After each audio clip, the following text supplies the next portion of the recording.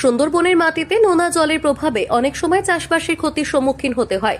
ধান চাষের পরবর্তী সময় যদি চাষ করেন তাহলে জমিতে নোনা ভাব কাটিয়ে এবং জৈব সারের প্রয়োজনীয়তা বৃদ্ধি করে। তাই অল্প খরচে অধিক ফলন ফলিয়ে অভিনব পদ্ধতিতে চাষ করে লাভবান হতে পারেন কৃষকেরা।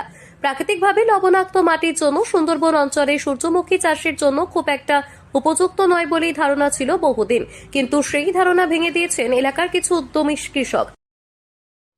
সূর্যমুখী তেল যে সমস্ত কাছাকাছি যে তেল নিষ্কাশনের মেশিন রয়েছে সেগুলো থেকে তারা তেলটাকে নিজেদের বাড়ির খাওয়ার জন্য ব্যবহার করেন। যেভাবে আজকে ভোজ্য তেলের সাথে অন্যান্য পাম তেল মিশে সেটাকে ব্লেন্ডেড বা ভেজাল তেল তৈরি করছে, সেই জায়গা থেকে চাষিরা সেটাকে উপলব্ধি করে নিজেরাই নিজেদের মাঠে সূর্যমুখীর বীজ উৎপাদন করছেন এবং সেখান থেকে তারা তেল নিষ্কাশন করে সেই তেলটা বাড়ির খাওয়ার জন্য ব্যবহার করছেন। যাদের সেরকম বেশি পরিমাণ উৎপাদন করতে পারছেন তারা বিক্রি করেও মুনাফা লাভ করতে পারছেন।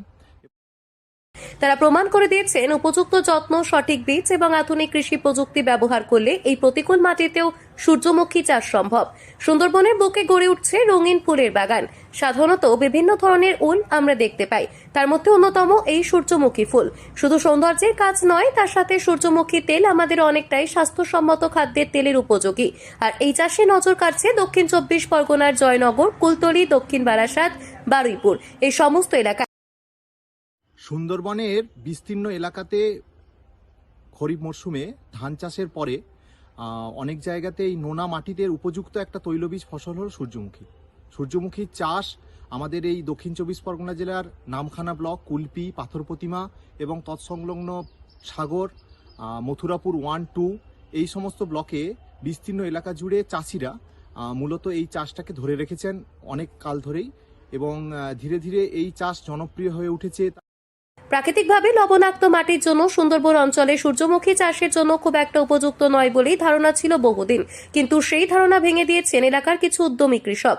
তারা প্রমাণ করে দিয়েছেন উপযুক্ত যত্ন, সঠিক বীজ এবং আধুনিক কৃষি প্রযুক্তি ব্যবহার করলে এই প্রতিকূল মাটিতেও সূর্যমুখী চাষ সম্ভব।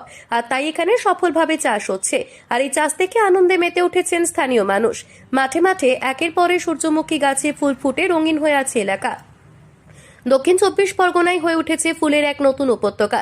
তবে সমস্যা একটাই, সুন্দরবনে প্রতি বছর কখনো ঘূর্ণিঝড়, কখনো অতিবৃষ্টি, আবার কখনো কীটপতঙ্গের আক্রমণে প্রচুর ক্ষতির সম্মুখীন হতে হয় কৃষকদের, যার কারণে চাষিদের আর্থিকভাবে ক্ষতির মুখেও পড়তে হয়। তবে এই জেলাতে বর্তমানে সূর্যমুখী চাষ হচ্ছে এবং সহজেই বাজারে পাওয়া যাবে। এর ফলে কৃষকদের আয় যেমন বাড়ছে, তেমনি ফুলপ্রেমী মানুষেরা পাচ্ছেন নতুন শৌখিন মনোভাব। উত্তর 24 পরগনার সুন্দরবন থেকে সুমন সাহার রিপোর্ট, লোকাল 18 বাংলা।